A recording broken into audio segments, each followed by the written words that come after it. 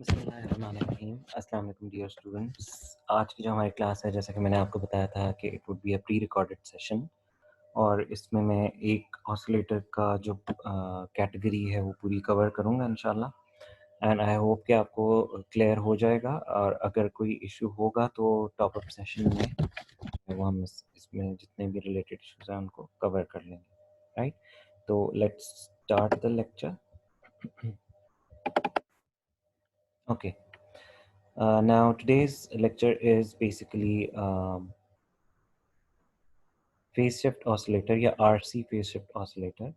और RC phase shift oscillator जो होता है हमारे पास बेसिकली उसकी कॉन्फ़िगरेशन क्या होती है, उसको स्टार्ट करने से पहले अगर मैं एक पॉइंट और डिस्कस करूं तो वो ये है कि जो आपने ऑसिलेटर की बेसिक डायग्राम देखी थी वो क्या थी कि ऑसिलेटर जो है वो बेसिकली एक एम्पलीफायर स्टेज और एक फीडबैक स्टेज जो है ये इनके ऊपर मुश्तमिल होता है। और मैंने आपको बताया था कि ओवरऑल जो आपका ऑसिलेटर सर्किट है इसका फेज शिफ्ट जो होता है that should be equivalent to 0, और जो ओवरऑल लूप गेन होता है यानी A times beta that should be equivalent to 1। ठीक है। और जो एम्पलीफायर के साथ फीडबैक टोपोलॉजी में जो भी सर्किट कनेक्टेड है वो डिटरमाइन करता है कि आपके ऑसिलेटर की टाइप क्या है। जैसे जो हम पहला सर्किट पढ़ने जा रहे हैं इसमें जो फीडबैक में सर्किट कनेक्टेड है that is basically RC circuit. So that's why we call this as RC phase shift oscillator, क्योंकि RC सर्किट जो होता है वो फेज शिफ्ट इंट्रोड्यूस करता है। जैसे आप देखते भी हैं कि लो पास फिल्टर या हाई पास फिल्टर जो आप RC सर्किट से बनाते हैं वो फेज शिफ्ट जनरेट करते हैं। तो इसलिए जो RC circuit phase shift introduce करते हैं उस फेज शिफ्ट को बैलेंस आउट करते हैं हम ऑप एम्प से। यानी हम इसमें करते ये हैं कि हम ऑप एम्प को इन्वर्टिंग कॉन्फ़िगरेशन में कॉन्फ़िगर करते हैं जिससे 180 डिग्री का फेज डिफरेंस जो है वो प्रोड्यूस होता है। और जो आरसी सर्किट है यहाँ पर जो हम कनेक्ट करते हैं वो भी हम इस तरह से कॉन्फ़िगर करते हैं कि 180 डिग्री का फेज शिफ्ट आरसी सर्किट से मिले। सो दिस मीन्स जब आप total phase shift of the circuit निकालते हैं तो 180 डिग्री ऑप एम्प से आ रहा होता है और 180 डिग्री आरसी सर्किट की जो स्टेजेस यहाँ लगी हुई हैं उनसे आ रहा होता है। सो टोटल फेज शिफ्ट आपकी 360 डिग्री बन जाती है विच इज़ बेसिकली 0। ठीक है। और हम दोनों का गेन इस तरह से एडजस्ट करेंगे कि वो अगर आप ओवरऑल लूप गेन कैलकुलेट करें तो that would be equal to 1, right? अब हम इसका एनालिसिस शुरू करते हैं। अच्छा, अब जब हमने कहा कि अगर ऑपरेशनल एम्पलीफायर को हम इन्वर्टिंग कॉन्फ़िगरेशन में यूज़ कर रहे हैं तो जो फेज़ इंट्रोड्यूस करेगा आरसी सर्किट उसको भी 180 डिग्री होना चाहिए। तो अब हम ये देखते हैं कि आरसी सर्किट का फेज़ शिफ्ट हम यहाँ पे देखेंगे कैसे। यहाँ पर आप ये देख सकते हैं कि जो मैंने आरसी सर्किट यहाँ ड्रॉ किया है this is basically a high pass filter, क्योंकि आप इसमें आउटपुट जो है वोल्टेज वो रेजिस्टेंस के क्रॉस ले रहे हैं। तो यानी जो हम यहाँ पर आरसी सर्किट यूज़ करेंगे वो हाई पास फिल्टर की तरह का होगा। ठीक है। अच्छा, अब इसमें हम ये देख सकते हैं कि अगर मैं इस आरसी सर्किट का ट्रांसफर फंक्शन बिल्डअप करूँ तो क्या होगा, voltage divider across the resistance. तो रेजिस्टेंस के क्रॉस आपने वोल्टेज डिवाइडर लगाया R divided by R plus the impedance of capacitance. और ये इम्पिडेंस ऑफ कैपेसिटेंस की यहाँ जस्ट एक और फॉर्म यूज़ हुई है। इम्पिडेंस ऑफ कैपेसिटेंस को किस तरह से लिखा गया, इम्पिडेंस ऑफ कैपेसिटेंस को लिखा गया है एज, ये देखें, ये इम्पिडेंस ऑफ कैपेसिटेंस का फॉर्मूला होता है x is equal to 1/j⍵c। इसको अगर आप j से मल्टीप्लाई और डिवाइड कर दें तो जो न्यूमरेटर में आपके पास j इंट्रोड्यूस हो जाएगा और डिनोमिनेटर में j स्क्वायर जो है वो माइनस साइन बन जाएगा। तो ये बन जाएगा -j/ω_c। ठीक है। तो इसको लिख दिया एज -j इंटू एक्स सी अज्यूम किया हुआ है 1/ω_c। तो आपकी अपनी नोटेशंस हैं, आप कुछ भी अज्यूम कर सकते हैं, या आप इसमें सिंपली अगर 1/j⍵c करके भी सॉल्व करें तो उससे भी रिजल्ट आ जाएगा। लेकिन ये भी एक नोटेशन है कि आपने जस्ट क्या किया, आपने j से मल्टीप्लाई और डिवाइड किया जो कैपेसिटर की इम्पिडेंस होती है, और जो आपके पास रिजल्ट आया उसमें से 1/ω_c को अलग कर दिया और -j को अलग कर दिया, और जो 1/ω_c था उसको आपने xc लिख लिया। ठीक है, यहाँ आपने xc लिख लिया और जो -j था वो ये साथ आ गया। ठीक है। तो ये वोल्टेज डिवाइडर बन गया R/R-jXc। ठीक है। और फिर आप XC को प्लग इन कर दें तो -j/ω_c आ गया। तो कैपेसिटर की इम्पिडेंस को आप 1/j⍵c लिखें या -j/ω_c लिखें, ये दोनों बराबर हैं। 1/j⍵c को अगर आप रैशनलाइज कर दें, j से मल्टीप्लाई और डिवाइड कर दें तो -j/ω_c वो आ जाता है। ठीक है। तो इससे कंफ्यूज नहीं होना। ठीक है। अगर आपको कहीं वो minus j by omega c लिखा हुआ नजर आ रहा है या 1/j ओमेगा सी लिखा हुआ नजर आ रहा है, दे आर इक्वल।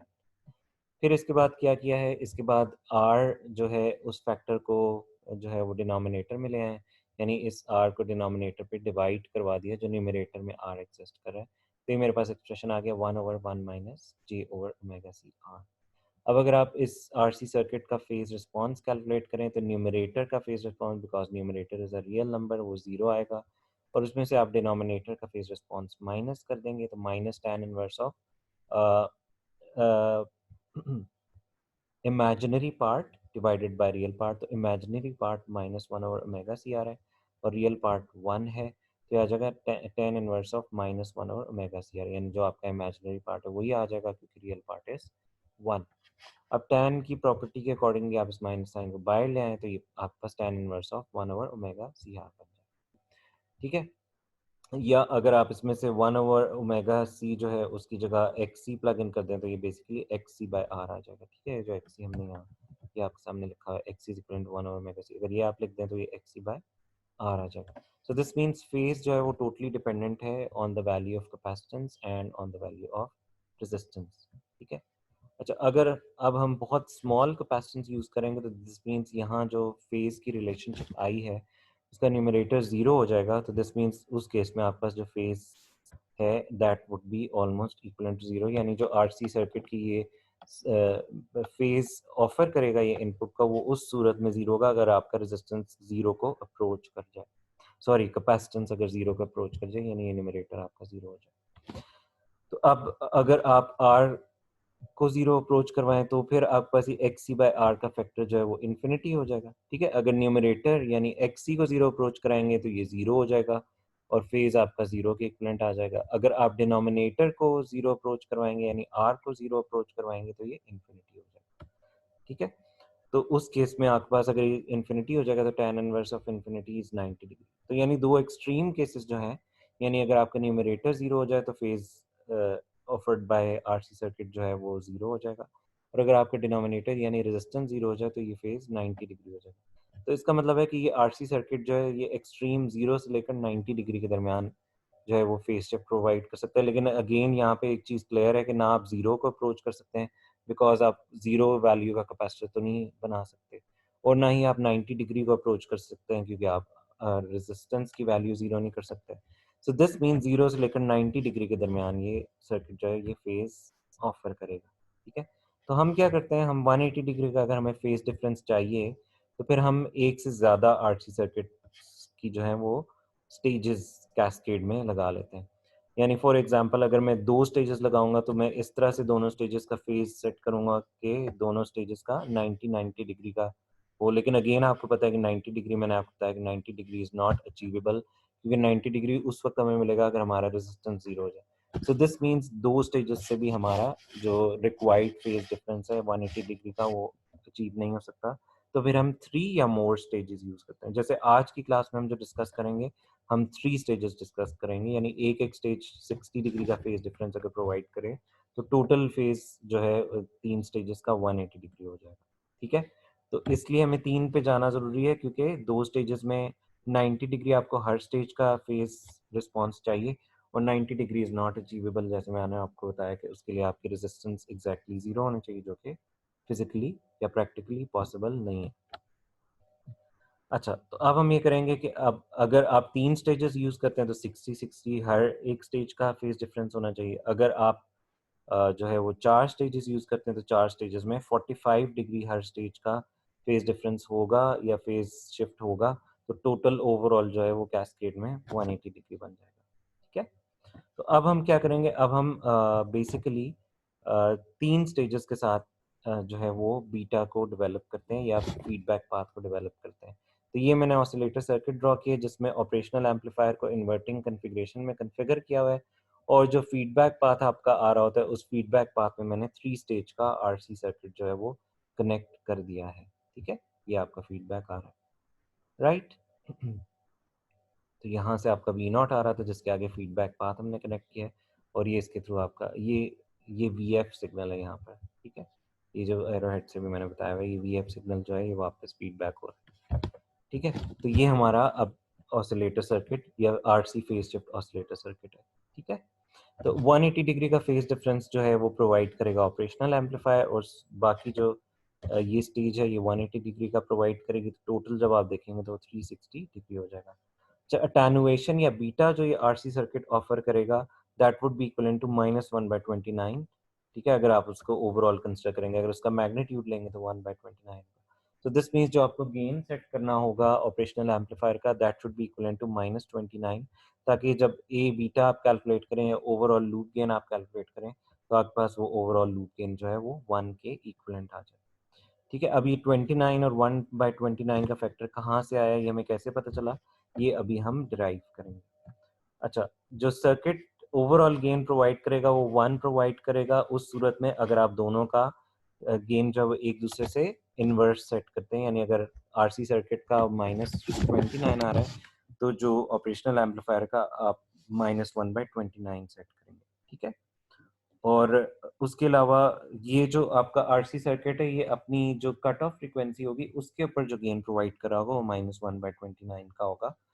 तो इसका मतलब है हमें पहले देखना है कि इसकी कट ऑफ फ्रीक्वेंसी है क्या।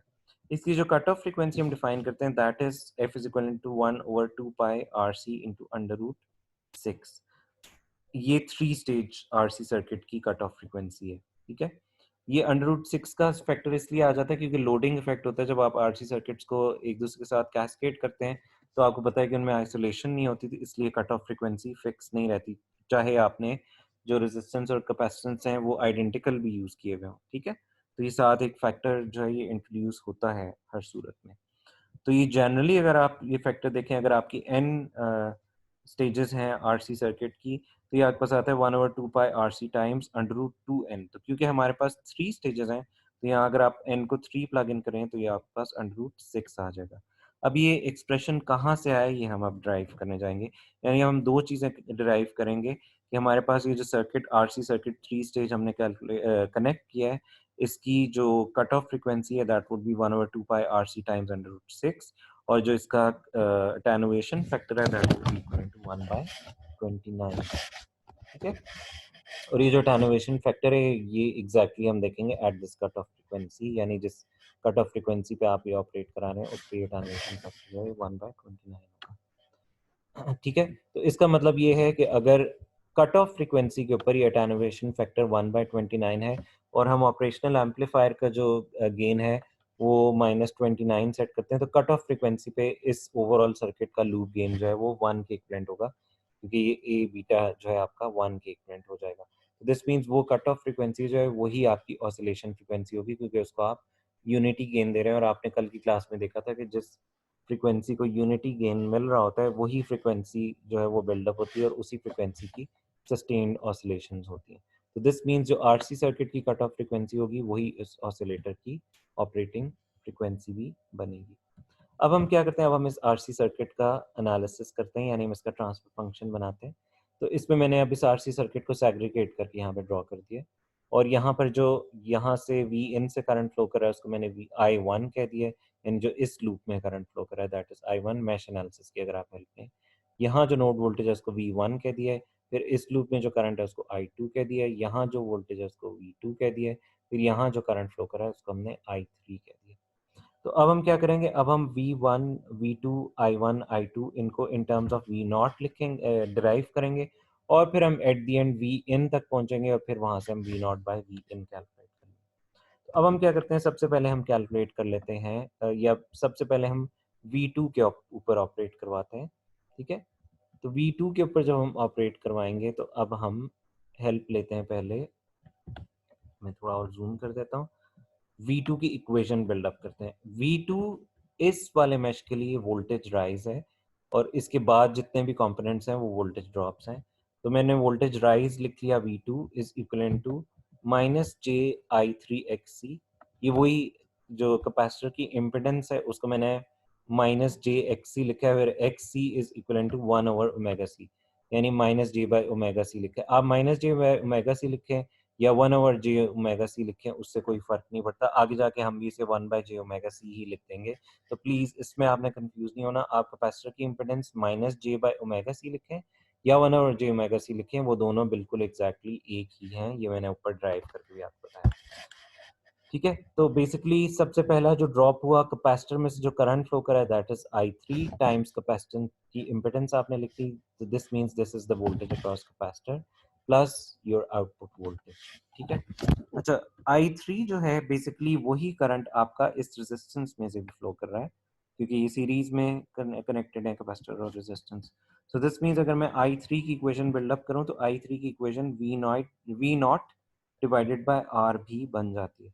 मैं I3 को V naught by R plug in कर देता हूँ, तो यानी यहाँ पर मैंने I3 की जगह V naught by R plug in कर दिया, तो अब मेरे पास V2 की इक्वेशन ये बन गई। ठीक है, अब इसमें अगेन वही जैसे मैं आपको कह रहा था कि कैपेसिटर की इम्पिडेंस जो है वो आप चाहे minus j by omega C use करें या 1 over j omega C use करें, उससे कोई फ़र्क नहीं पड़ता। तो यहाँ हमने कैपेसिटर की इम्पिडेंस को अब रिप्लेस कर दिया 1 ओवर जे ओमेगा सी से। सो दिस मीन्स अब यहाँ पे ये V2 की इक्वेशन बन गई V naught by j omega C R plus V naught. ठीक है, यानी इस इक्वेशन में पहले हमने I3 को प्लग इन किया और फिर कैपेसिटर की इम्पिडेंस को 1 over j omega C plug in कर दिया। अब आपने क्या करना है, आपने जो पूरी इक्वेशन है उसमें वी नॉट कॉमन है, वी नॉट कॉमन निकालना है, तो V2 की इक्वेशन आपके पास in terms of V naught आ गई। ठीक है, अब हम क्या करते हैं, पहले हमने KVL अप्लाई किया V2 नोड के ऊपर, अब हम KCL अप्लाई करते हैं V2 नोड के ऊपर।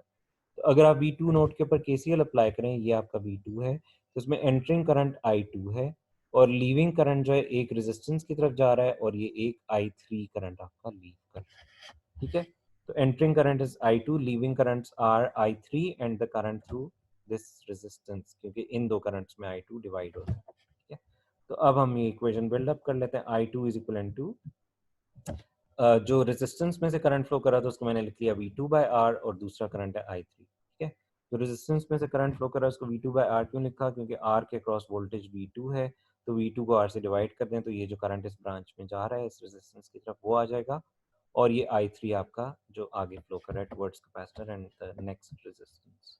ठीक है, तो ये हमारे पास इक्वेशन आ गई I2 की। I2 की इक्वेशन जो आ गई आपकी, उसमें I3 जो है वो आपको पता है कि I3 हम ऑलरेडी देख चुके हैं कि I3 is basically V naught by R, ये हमने ऊपर भी यूज़ किया था, और उसके अलावा V2 की इक्वेशन ये आपने डिराइव की हुई है। अब आपने क्या किया, V2 की इक्वेशन जो है उसको आपने यहाँ प्लग इन कर दिया, यानी I2 की इक्वेशन में V2 को प्लग इन कर दें तो ये आ गया V naught by this resistance. ठीक है, ये V2 बाय R हो रहा है ना, तो V नॉट आपने बाहर लिख लिया और ये डिवाइडेड बाय R जो V2 के आ रहा था वो भी लिख लिया, और ये जो है ये 1 प्लस 1 ओवर जे ओमेगा सी आ रही है उसी तरह से आ गया, और I3 की जगह आपने प्लग इन कर दिया V नॉट बाय R। ठीक है, तो हमने क्या किया, I2 की इक्वेशन लिखी, उसमें V2 को प्लग इन किया एज दिस इक्वेशन और I3 को प्लग इन किया एज दिस इक्वेशन, तो ये हमारे पास इक्वेशन बन गई I2। अब इस इक्वेशन को आप सॉल्व कर सकते हैं क्योंकि अगेन इसमें V नॉट बाय आर का फैक्टर कॉमन है, तो V नॉट बाय आर का फैक्टर अगर आप कॉमन कर लें तो ये 1 और जो V नॉट बाय आर का फैक्टर कॉमन हुआ ये दोनों 1 प्लस 1 ऐड होकर 2 हो जाएंगे, और ये 1 प्लस जे ओमेगा सी वाला फैक्टर जो है उसी तरह से आ जाएगा। अब हम आ जाते हैं नोड V1 पे। नोड V1 पे अगर आप KVL अप्लाई करें तो नोड V1 पे अगर आपने KVL अप्लाई किया तो ये V1 वोल्टेज राइज है अगर, तो ये ड्रॉप हो रहा है across this capacitor and across this resistance, यानी जो कि V2 है, तो यानी V1 जो है वोल्टेज राइज होगा और कैपेसिटर के अक्रॉस जो वोल्टेज है वो वोल्टेज ड्रॉप होगी और V2 would be the voltage drop. ठीक है, अगर आप KVL अक्रॉस दिस मैश लगाएं तो V1 की इक्वेशन आपके पास आ जाएगी, यहाँ से V1 की इक्वेशन हमारे पास आ गई V2 प्लस कैपेसिटर के क्रॉस जो आपने वोल्टेज निकालना है, कैपेसिटर में से जो करंट फ्लो कर रहा है that is I2 into capacitor की जो आपने वोल्टेज सॉरी कैपेसिटर की इम्पीडेंस जो है वो 1 ओवर जे ओमेगा सी। ठीक है, यहाँ से आप देख सकते हैं दोबारा से, यहाँ से एक बार फिर से देखें, कैपेसिटर में से जो करंट फ्लो कर रहा है दैट इज I2 और उसकी इम्पीडेंस होगी 1 ओवर जे ओमेगा सी, तो दिस मींस कैपेसिटर के क्रॉस जो वोल्टेज होगा that would be I2 times 1 over j omega C या I2 बाय जे ओमेगा सी, और अगली वोल्टेज ड्रॉप जो है वो V2 है। ठीक है, तो V1 हमने रिजॉल्व कर लिया इसके कंपोनेंट्स में with the help of KVL। ठीक है, तो ये V1 की इक्वेशन हमारे पास बिल्डअप हो गई। अब जो हमारे पास ये V1 की इक्वेशन बिल्डअप हुई इसमें हमारे पास कौन कौन सी वैल्यूज मौजूद हैं, हमारे पास V2 मौजूद है, ये मैंने V2 प्लग इन कर दिया, हमारे पास I2 मौजूद है, ये ऊपर ही आपके सामने ही लिखा हुआ है, ये हमने I2 भी यहाँ पर प्लग इन कर दिया।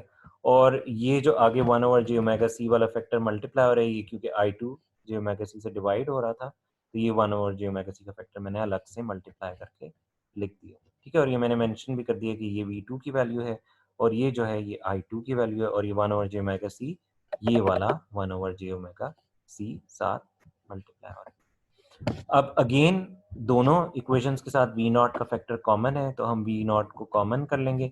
V नॉट को जब आप कॉमन करेंगे तो अब आपके पास कुछ फैक्टर्स जो हैं, यूनिटी वाला फैक्टर ये उसी तरह से आ गया और ये वाला जो फैक्टर बनेगा ये 1/j⍵cr यहाँ से बनेगा और आपके पास इसके अलावा यहाँ से ये j⍵c जब v naught bye sorry 1/r यहाँ एक ऑलरेडी एग्जिस्ट कर रहा है और ये 2 से भी जब मल्टीप्लाई होगा तो ये 2/j⍵cr बन जाएगा, ठीक है। आपने कॉमन क्या लिया है, v नॉट आपने कॉमन लिया। v नॉट जब आपने कॉमन लिया तो यहाँ 1/r का फैक्टर एग्जिस्ट कर रहा है, जब ये 1/r का फैक्टर यहाँ अंदर आएगा तो ये 2/r हो जाएगा और जब ये 1/j⍵c भी इससे मल्टीप्लाई होगा तो ये हो जाएगा 2/j⍵cr, तो यानी ये पूरी टर्म बन जाएगी 2/j⍵cr और ये ऑलरेडी एक 1/j⍵cr की टर्म यहाँ एग्जिस्ट करी है, तो ये दोनों ऐड होंगी तो 2 + 1 3/j⍵cr ये बन जाएगा। और ये वाली जो टर्म है 1/j⍵cr इससे भी ये वाला r मल्टीप्लाई होगा तो ये r स्क्वायर यहाँ से हो जाएगा और ये 1/j⍵c जब इस टर्म के साथ भी मल्टीप्लाई होगा तो इसका मतलब है कि j स्क्वायर हो जाएगा जो कि माइनस बन जाएगा और ओमेगा भी स्क्वायर हो जाएगा और c भी ओमेगा स्क्वायर हो जाएगा। सो दिस मीन्स r और r ऑलरेडी मल्टीप्लाई होके r स्क्वायर बन गए थे, ओमेगा सी यहाँ से मल्टीप्लाई होके ओमेगा स्क्वायर c स्क्वायर बन जाएंगे और j मल्टीप्लाई होके माइनस बन जाएंगे, तो ये टर्म आ जाएगी -1/ωc² r², यानी इन टर्म्स को सिर्फ आपने सॉल्व करना है। अब आप क्या करेंगे, I1 को कैलकुलेट करने के लिए आप KCL एट V1 अप्लाई करेंगे। जब आप KCL एट V1 अप्लाई करेंगे, ठीक है, अब हमारे पास V1 की वैल्यू भी आ चुकी है, तो KCL एट V1 जब आप अप्लाई करेंगे तो एंटरिंग करंट जो है वो है I1 और लीविंग करंट जो है वो इस रेजिस्टेंस का करंट है और I2। तो आपके पास इक्वेशन क्या बनेगी, आपके पास इक्वेशन जब आप KCL eight node V1 apply करेंगे तो वो बन जाएगी I1 is the entering current, leaving current जो रेजिस्टेंस में से फ्लो कर रहा है that would B basically V1 divided by R क्योंकि उस नोड पे वोल्टेज V1 है, प्लस लीविंग करंट I2 है। अब आपके पास V1 भी मौजूद है और I2 भी मौजूद है, ये V1 तो आपके सामने ऊपर लिखा हुआ है और I2 हमने ऊपर कैलकुलेट किया था। तो ये मैंने क्या किया, मैंने V1 जो है ये प्लग इन कर दिया और आगे मैंने I2 भी प्लग इन कर दिया। अब अगेन इन दोनों टर्म्स में अगर आप देखें तो V नॉट बाय R जो है वो कॉमन आ सकता है, तो V नॉट बाय R आप कॉमन कर लें तो अब आपके पास 3/j⍵cr और ये 1/j⍵cr ये ऐड होके 4/j⍵cr हो जाएंगे, 2 और 1 ये दोनों ऐड होके 3 बन जाएंगे और ये -1/ωc² r² ये उसी तरह से आ जाएगी, ठीक है। तो अब हमारे पास इक्वेशन रिड्यूस होकर अगेन सॉल्व हो गई, ठीक है। अब आप V इन को अगर देखें, ठीक है, अब V1 तक तो हम पहुंच गए लेकिन हमें अब V naught by V in calculate करना है, तो हम V इन की ऐसी इक्वेशन आप अभी देख सकते हैं कि V2 की इक्वेशन में भी V नॉट है सिंपली और रेजिस्टेंस और कैपेसिटेंस है, I2 की इक्वेशन भी इसी तरह है। फिर इसी तरह से जब आपने V1 की इक्वेशन बिल्डअप की और I1 की इक्वेशन बिल्डअप की तो सब की इक्वेशंस में रेजिस्टेंस एंड कैपेसिटेंस है और V नॉट है, तो दिस मीन्स हम V नॉट की टर्म्स में V2, V1, I2 और I1 लिख चुके हैं। तो अब हम V इन को in terms of V naught लाएंगे और फिर वहां से V naught by V in calculate करेंगे, ठीक है। तो V इन की जब हमने इक्वेशन बिल्डअप करनी है तो V इन की इक्वेशन क्या बनेगी, अब V इन आपका वोल्टेज राइज होगा और उससे आगे आप वोल्टेज ड्रॉप्स लिखेंगे। तो V इन अगर आपका वोल्टेज राइज है तो पहला voltage drop across this capacitance है यानी I1 times the impedance of this capacitance या I1 डिवाइडेड बाय j⍵c और plus V1 is the next voltage drop, ठीक है। तो दो ही वोल्टेज ड्रॉप है, एक वोल्टेज राइज और ये दोनों वोल्टेज ड्रॉप्स इस मेश के अंदर, यानी अगर आप केवीएल अप्लाई करते हैं V इन के ऊपर। तो अब ये मेरे पास इक्वेशन बन गई V इन की, V1 प्लस जो कैपेसिटर के क्रॉस वोल्टेज ड्रॉप है। अब आप यहाँ पर V1 और I1 को प्लग इन कर देंगे, I1 आपके सामने लिखा हुआ है और V1 जो है ये भी हम ये कैलकुलेट कर चुके हैं, ठीक है। तो अब आप V1 और I1 को प्लग इन कर दें, तो ये मैंने V1 को प्लग इन किया और ये मैंने I1 को प्लग इन कर दिया और ये कैपेसिटर की जो इम्पीडेंस उसको अलग करके लिख लिया। यहाँ से देखें, ये मैंने V1 प्लग इन किया है, V1 की as it is value plug in कर दी और ये जो I1 है इसकी वैल्यू ये प्लग इन कर दी यहाँ पर, और ये जो I1 पे j ओमेगा से डिवाइड हो रहा था इसको मैंने यहाँ लिख दिया, ठीक है। तो ये जो V नॉट बाय आर है ये बेसिकली I1 का पार्ट है, ये देखिए ये जो I1 में V नॉट बाय आर है ये लिखा हुआ है पहले, उसके बाद फिर जो है वो क्या लिखा है, उसके बाद 1/j ओमेगा सी ये वाला लिख दिया है, और फिर ये जो बाकी I1 में फैक्टर एग्जिस्ट करा था ये मैंने उसी तरह एज इट इज लिख दिया। अब इनमें अगर आप देखें तो इनमें V नॉट कॉमन है, V नॉट आप कॉमन निकाल लें, तो अब बाकी जो टर्म्स कलेक्ट होंगी यूनिटी वाली टर्म उसी तरह से आ रही है, ठीक है। और उसके अलावा जो 3/j ओमेगा सी आर एक ये टर्म एग्जिस्ट कर रही है, और ये जो 3 है इसके साथ भी 1/r यहाँ से आएगा और j ओमेगा सी यहाँ से आएगा, तो ये भी 3/j ओमेगा सी आर बन जाएगी। तो 3/j ओमेगा सी आर ये वाली टर्म और 3/j ओमेगा सी आर ये वाली टर्म, ये 6/j ओमेगा सी आर हो जाएगी, ठीक है। उसके बाद ये एक 1/ओमेगा C square R square term यहाँ एग्जिस्ट करिए, और ये वाली टर्म भी 4 omega square C square R with a minus sign बन जाएगी, जब ये 1/r यहाँ से आएगा और 1/j ओमेगा सी यहाँ से इससे मल्टीप्लाई होगा, तो ये आ जाएगा 4/j square omega square C square R square, और j स्क्वायर माइनस हो जाएगा, -1 हो जाएगा। इसका मतलब ये 4/j omega C R with a minus sign, और ये 1/ओमेगा C square C square R square with a minus sign, ये एड अप होके -5/ओमेगा सी स्क्वायर आर स्क्वायर हो जाएगा। और ये वाली टर्म जो है ये जब 1/r और 1/ओमेगा सी j ओमेगा सी से मल्टीप्लाई होगी, तो ये बन जाएगी 1/j omega cube C cube R cube. तो अब ये आपके पास वी इन की इक्वेशन बन गई in terms of V naught. तो अब आप यहाँ से अगर देखें तो ये जो आपके पास वी इन की इक्वेशन आ रही है, इसमें जो आउटपुट के साथ टर्म्स आ रही हैं उनमें कुछ इमेजिनरी टर्म्स भी हैं, जबकि हमारे पास जो आउटपुट है उसमें सिर्फ रियल पार्ट रिक्वायर्ड हो, क्योंकि हमारे पास जो गेन है that would be a beta is equal to 1, वहाँ पे आपके पास कोई इमेजिनरी पार्ट एग्जिस्ट नहीं कर रहा, हमारा जो आउटपुट है that would B pure real output. तो इसमें आप क्या करेंगे, आप जो इमेजिनरी पार्ट है उसको जीरो अज्यूम करेंगे। इसमें आप ये भी कह सकते हैं कि जब आप इसका मैग्नीट्यूड लेंगे तो इमेजिनरी पार्ट खुद ही खत्म हो जाएगा, लेकिन अभी हम इसमें से ये देखते हैं कि अगर हम इमेजिनरी पार्ट को फोर्स करते हैं जीरो पे, तो हमारे पास इमेजिनरी पार्ट में कौन कौन से टर्म्स हैं, 6/j ओमेगा सी आर और 1/j omega cube C cube R cube. तो इसको हमने जीरो के इक्वेट किया, इसको जीरो के इक्वेट किया, तो ये सॉल्व हो के आपके पास omega square C square R square is equal to 1/6 आ गया। यहाँ से आपके पास ओमेगा की वैल्यू आ गई 1/√6 आर सी, जो कि मैंने आपको सर्किट के बिल्कुल स्टार्टिंग पे बताई थी कि इस पर्टिकुलर सर्किट की जो कट ऑफ फ्रीक्वेंसी होगी that would be equal to 1/√2n times R C, या 1 अगर n आपका n क्या बताएगा, स्टेजेस का नंबर बताएगा, अगर स्टेजेस 3 है तो ये 1/√6 टाइम्स आर सी आ जाएगा। तो ये आपकी रेजोनेंट फ्रीक्वेंसी आ गई 1/2 पाई आर सी 6 और अगर आप इस रेजोनेंट फ्रीक्वेंसी को वी इन की जो इक्वेशन है उसमें प्लग इन कर दें, यानी ओमेगा को 1 बाय, ये जो अब मैंने वी इन की इक्वेशन है इसमें से मैंने इमेजिनरी पार्ट को जीरो फोर्स कर दिया है, तो ये सिर्फ रियल पार्ट रह गया, ठीक है, क्योंकि हमारा आउटपुट जो है वो रियल होगा। तो अब यहाँ पे आप जो आपने इस रेजोनेंट फ्रीक्वेंसी कैलकुलेट किया उसको यहाँ ओमेगा की जगह प्लग इन कर दें, तो ये हमने रेजोनेंट फ्रीक्वेंसी जो 1/√6 आर सी आ रही थी उसको प्लग इन जब किया, तो ये आ गया 1/6 आर स्क्वायर सी स्क्वायर, ये आर स्क्वायर सी स्क्वायर और R square C square cancel हो गए, और ये आपके पास इक्वेशन में डिनोमिनेटर में सिर्फ 1/6 बच गया, और ये 1/6 ऊपर जब चला जाएगा तो ये 30 आ जाएगा।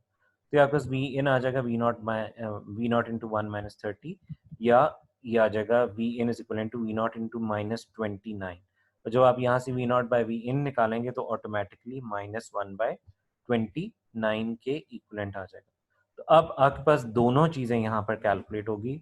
हमने यहाँ पर जो है वो रेजोनेंट फ्रीक्वेंसी भी कैलकुलेट कर ली, जो हमारे पास 1/√6 टाइम आर सी आ गई, जो हमने शुरू में क्लेम किया था, और हमने वोल्टेज गेन भी कैलकुलेट कर लिया जो हमने शुरू में क्लेम किया था, वो भी हमारे पास 1/29 आ गया। सो दिस मीन्स अब हमें जो ऑपरेशनल एम्पलीफायर में आर एफ और आर वन है उनको इस तरह से सेट करना होगा कि उसका गेन -29 हो, और आपको पता है कि ऑपरेशनल एम्पलीफायर जब इन्वर्टिंग कन्फिग्रेशन में यूज होता है तो उसका गेन होता है -RF डिवाइडेड बाय R1, ठीक है। तो दिस मीन्स कि आपके पास ये -RF/R1 should be equal to -29। So this means आपको RF को R1 से 29 टाइम्स हायर रखना होगा, सिंपल। तो उससे ही आपके पास RF/R1 का जो फैक्टर है वो 29 के इक्वलेंट आएगा। तो अब आपके पास अगर यहाँ का गेन -29 आपने सेट कर लिया और यहाँ का गेन -1/29 है, तो जब दोनों मल्टीप्लाई होंगे तो तब आपके पास ये गेन आ जाएगा इक्वलेंट 1। लेकिन इसमें एक चीज़ क्लियरली नोट डाउन कर लें कि इसका तो चलें गेन कंसिस्टेंटली, अगर आपने RF और R1 को इस तरह से सेट किया कि इसका गेन आपके पास -29 है, तो वो तो -29 ही रहेगा। लेकिन इसका गेन -1/29 कब आएगा? Just at the cut off frequency. यानी जब आप अपने इनपुट सिग्नल यानी ये जो गेन प्रोवाइड करेगा, ये इनपुट सिग्नल में से सिर्फ कौन से वाले कंपोनेंट को -1/29 का गेन प्रोवाइड करेगा?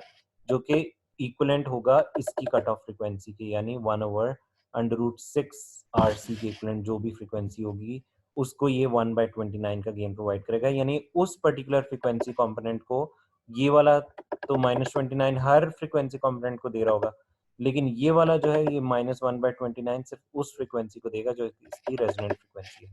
तो सिर्फ वो वाला फ्रीक्वेंसी कंपोनेंट जो है वो विद गेन 1 जो है वो फीडबैक में जाएगा, और फिर वो जो है वो यहाँ जो आपके पास फर्दर जो है वो ऑसिलेशन बिल्डअप करता रहेगा, और वही वाला कंपोनेंट जो है वो परसिस्टेंट ऑसिलेशन प्रोवाइड करेगा, क्योंकि फीडबैक से आप सिर्फ उस वाले कंपोनेंट को जो है वो एनहांसमेंट दे रहे हैं, तो बाकी वाले कंपोनेंट ऑटोमेटिकली डाई डाउन करते जाएंगे, क्योंकि ये वाला आरसी सर्किट उन कंपोनेंट्स को जो है वो पास नहीं कर रहा।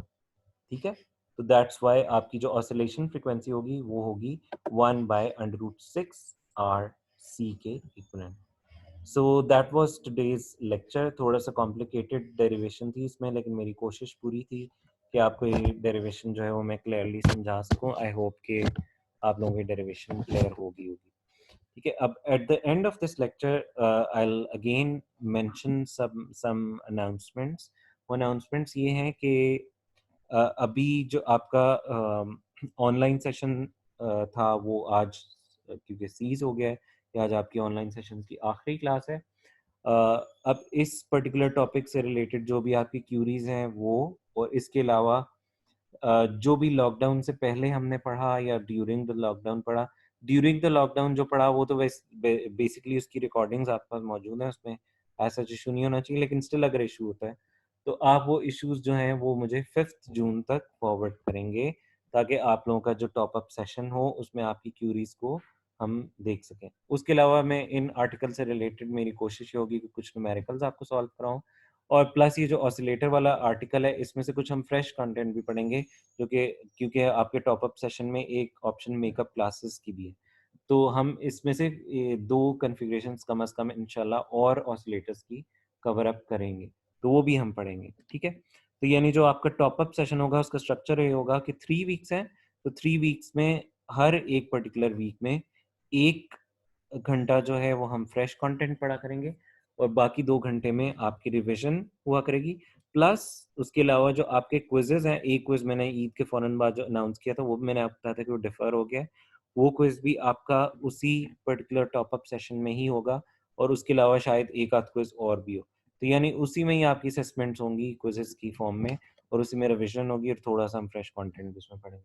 और इसके अलावा जो असाइनमेंट मैंने अनाउंस की हुई है जो कि कल ड्यू है, वो आप कल ही सबमिट करेंगे, वो डिफ़र नहीं हुई। और सीईपी जो मैंने 10th जून की जिसकी डेडलाइन दी हुई है, वो भी डिफ़र नहीं हुई, वो भी 10th जून को ही आपने सबमिट करनी है। ठीक है? तो टॉप अप सेशन में सिर्फ क्विज़ेज़ होंगे, रिवीजन होगी, और थोड़ा-सा हम फ्रेश कंटेंट भी पढ़ेंगे, और बाकी जो है वो ऑनलाइन सेशन जो है उसकी आज मैंने लास्ट क्लास जो है ये रिकॉर्ड कर दी है, और ये इंशाल्लाह अभी से थोड़ी देर में आपकी गूगल क्लासरूम पर अवेलेबल होगी। ठीक है? बाकी जो एग्ज़ाम का क्या सेटअप बनता है, क्या सिनेरियो बनता है, that is conditional, and it is dependent on के जो आपका जो गवर्नमेंट का अनाउंसमेंट होता है, वो क्या होता है, जो भी गवर्नमेंट अनाउंस करेगी उसके अकॉर्डिंगली ही फिर फाइनल एग्ज़ाम की अनाउंसमेंट यूनिवर्सिटी भी करेगी। तो लेट्स सी कि क्या होता है और क्या अनाउंसमेंट गवर्नमेंट की तरफ से आती है। ठीक है? So this concludes today's lecture, and I hope कि आप लोगों को समझ आ जाएगा, क्योंकि मैंने पूरी इसमें डिटेल में डेरिवेशन की है, और मेरी कोशिश थी कि मैं हर स्टेप को जो है वो डिटेल में आपको बताऊँ। तो आई होप कि इंशाल्लाह आपको ये समझ आ जाएगा, और वर्क हार्ड, ईद एंजॉय करें भी। आपकी पूरी 1 हफ्ते की छुट्टी है, उसके बाद जो है वो पूरी मेहनत से जितने भी लेक्चर्स हैं उनको रिव्यू करें, जो प्रॉब्लम्स हैं उनको फिगर आउट करें, अपने पास नोट डाउन करें, और फिर आप मुझे फॉरवर्ड करें, ताकि फिर मैं आपको जो टॉप अप सेशन है उसमें ये जितने भी इश्यूज़ हैं इनको मैं कवर अप कर सकूँ, ठीक है? So all the very best to all of you, and again have a blessed Eid with your family and loved ones.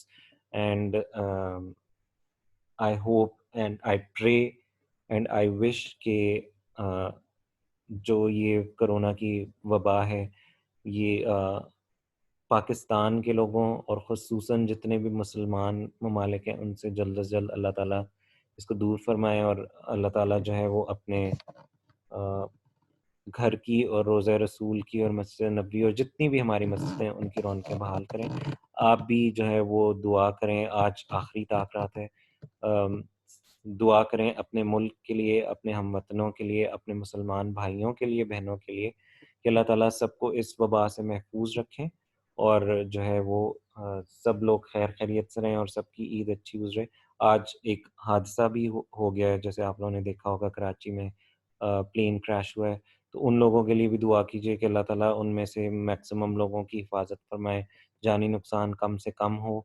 जिन बेचारे लोगों के घरों पर वो जहाज़ गिरा है, उन लोगों की भी अल्लाह हिफ़ाज़त फ़रमाए, और अल्लाह ताला जो लोग इस हादसे में इंतकाल कर गए, अल्लाह उन्हें गरीक़ रहमत करे और उनकी मग़फ़िरत फ़रमाए, और मुल्क को आने वाले दिनों में इस तरह के हादसों से महफूज़ रखे, और हमारे मुल्क में जितनी जो बाहमी यकजहती है वो हमें अल्लाह ताला अता फ़रमाए, और अल्लाह ताला सबके घरों में रहमत और रिज़्क़ की फरावानी करे। तो इन दुआइया कलमात के साथ जो है वो मैं आज की ये लास्ट ऑनलाइन क्लास को एंड करता हूँ, और आप सबको मेरी तरफ से दिली ईद मुबारक। जीते रहिए, खुश रहिए, और अपने माँ-बाप का ख़्याल रखें और उनके लिए बाइस इज़्ज़त और बाइस सुकून बने, और अच्छी औलाद और फरमा-बरदार अता करें। ठीक है? जज़ाकल्लाह ख़ैर। Thank you very much. अल्लाह हाफ़िज़।